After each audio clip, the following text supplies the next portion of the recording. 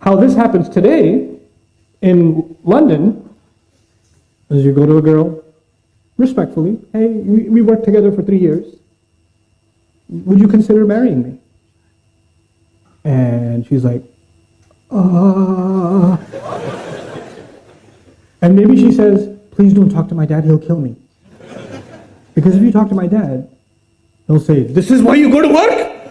This is why we sent you to uni? Like, you fathers, I have 4 daughters. Listen, those of you that are fathers, that have daughters, you sent your daughters to university. You brought your daughters to this country. You made them live here. You took them outside in society.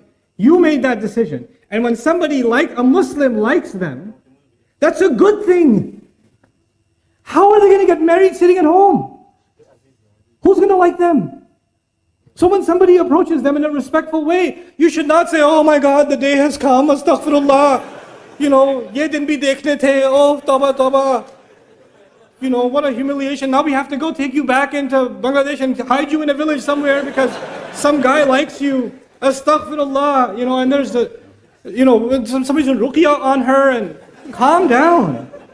It's okay. Somebody likes your daughter, that's a good thing. Now you go and investigate, find out. It's completely fine. The only